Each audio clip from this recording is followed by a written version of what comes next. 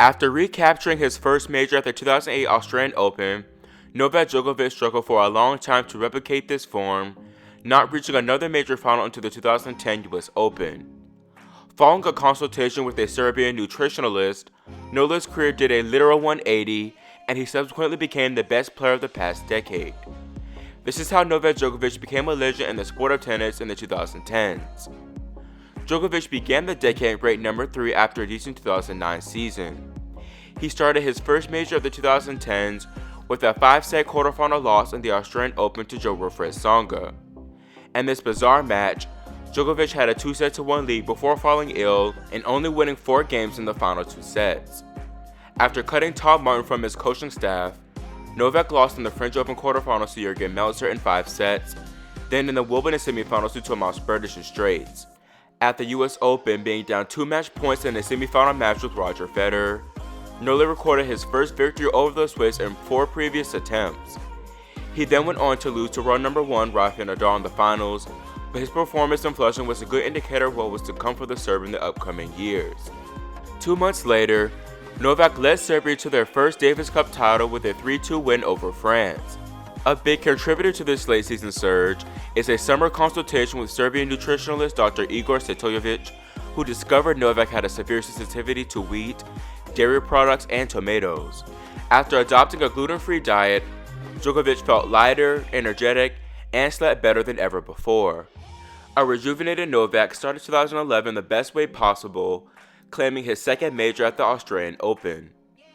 With this just being 7 matches of his 43-match win streak, Djokovic then won the Dubai Tennis Championships, beating Federer in the finals, the Sunshine Double beating Nadal in both finals, the Serbia Open taking out Feliciano Lopez in the finals, before beating Nadal in both Rome and Madrid. For perhaps the first time in his career, Nole came into the French Open at big favorites to take home the title, but Roger Federer handed the Serb his first loss of the season, sending him packing in the semifinals. Djokovic quickly rebounded though at Wimbledon, winning his first title at SW19 with a win over Nadal in the finals, taking the world number 1 ranking from the Spaniard in the process. Newly ranked number 1 Novak continued his dominance in the US Open Series with a Rogers Cup title and a Cincinnati Finals appearance. It looked like the Djokovic train would come to a halt at the US Open, facing 2 match points on Federer's serve in the semifinals. After an infamous forehand return and gutsy play, Nole pulled off one of the biggest comebacks in tennis history to beat Fed in the semis, then took out Nadal for his first US Open title and 4th major. Despite a disappointing fall season, Novak's 2011 season was one for the books, amassing a 70-6 win-loss record and being praised by all-time greats including Pete Sampras and Rafael Nadal. Tennis Magazine even ranked it the 3rd greatest tennis season of the Open era.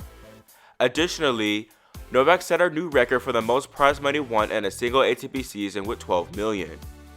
Novak got right back on track in 2012, winning the Australian Open, beating Nadal in a 5-hour classic final. In the next slam of the year, Nole reached his first French Open final, this time falling to Rafa in 4 sets. After a Wimbledon semifinals loss to Roger Federer, Djokovic was the flag bearer for the London Olympics, finishing 4th in singles.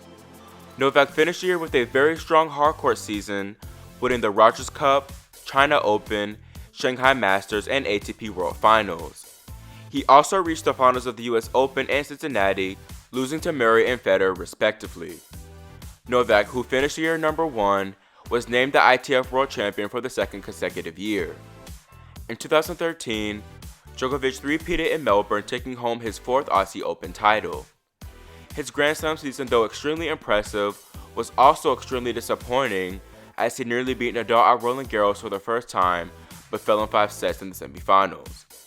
He then lost in the Wimbledon and US Open finals in 4 sets to Andy Murray and Rafael Nadal respectively.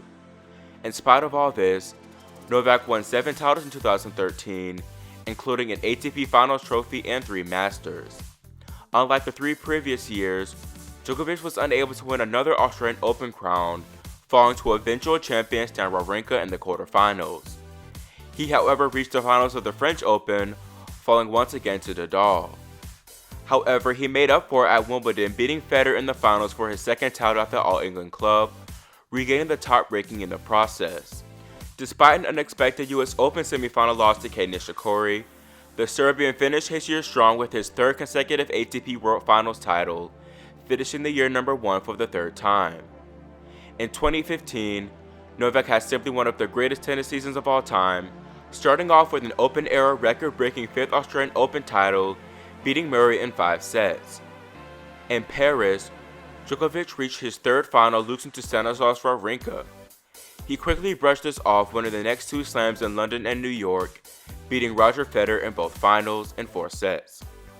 And taking home his second title in Flushing, Novak became just the 5th man in the Open era to win at least 10 slams, as well as being the 3rd man to reach all 4 Grand Slam finals in a calendar year. Additionally, he won a whopping 11 titles, including the year-end finals and 6 Masters 1000 titles.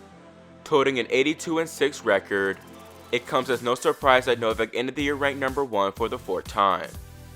In 2016, Djokovic's dominance was more of the same as he won his 6th title down under, beating Andy Murray in the finals once again. After completing the Sunshine Double, Djokovic surpassed Federer as the all-time leading ATP prize money leader with 96 mil. In the second slam of 2016, Novak reached his 3rd consecutive Roland Garros final, this time cashing in to beat Andy Murray in 4 sets. This victory made the Serbian just the 8th player in history to win the career Grand Slam, and just the 3rd to hold all 4 majors at once. After passing the 100 million career prize money mark and being a contender for the calendar year slam, Novak suffered a shocking loss to Sam Querrey in the Wimbledon 3rd round. The remainder of the year was solid for Nole as he won the Rogers Cup and reached the finals of the US Open and ATP Finals. Despite an outstanding season, Novak finished the year 2nd behind Andy Murray. The next year and a half would be by far his most difficult, first being upset by 111th ranked Denis Istomin in the 2nd round of the Australian Open. Soon thereafter, he split with basically his entire team, including longtime coach Marion Vida. He lost at the French Open in the quarters to Dominic Thiem, before retiring in the Wimbledon quarterfinal to Tomas Berdych due to an elbow injury. Djokovic revealed that the elbow had been bothering him for a year and a half, and he made the decision to miss the remainder of the season to allow it ample time to recover. As Roger Federer and Rafael Nadal were experiencing strong career resurgences, Djokovic continued to struggle as he opened up the 2018 season with an Australian Open 4th round loss to Hyun Chung. Later that January, Djokovic finally underwent elbow surgery and quickly returned to the tour for the Sunshine Double in March. Perhaps returning prematurely, suffering opening round losses in both Indian Wells and Miami, Djokovic decided to reunite with his former team, with Marion Vida once again leading Team Djokovic. After a promising clay court season that saw Novak reach the Roland Garros quarterfinals, the Serbian reached his first slam final in almost 2 years at Wimbledon, beating Nadal in a classic 5-set semifinal. He then wore down Kevin Anderson for his 13th major. Months later, he continued his slam success, winning his 3rd US Open, tying Pete Sampras with 14 majors. Having an excellent fall season, winning Shanghai and reaching the finals of the Paris Masters and ATP Finals, Nole overtook Rafa as a new world number 1, finishing the year in that same position. In 2019, he restarted his Aussie Open dominance with a convincing title run that included a beatdown on Nadal in the finals. Here he became the man with the 3rd most Grand Slam titles in history. After a tight 5-set French Open semis loss to Thiem, Novak added to his major count at Wimbledon. Djokovic got his Sweet 16th, saving 2 match points against Roger Federer to claim arguably the greatest Grand Slam final in history. His Herculean efforts to stage such comeback while the crowd was so against him is a testament to this man's greatness. Finishing the year number 2, Novak capped off his 8 slam winning season, finishing the decade by far the best player. Before the 2010s, Novak was seen as a talented player who had yet to tap into his potential, but with his spectacular display of span of 10 years alone, Novak won 15 slams, made the finals of 8, and stayed atop the ATP rankings for 275 weeks. Such a turnaround is extremely rare in sport and deserves all possible recognition.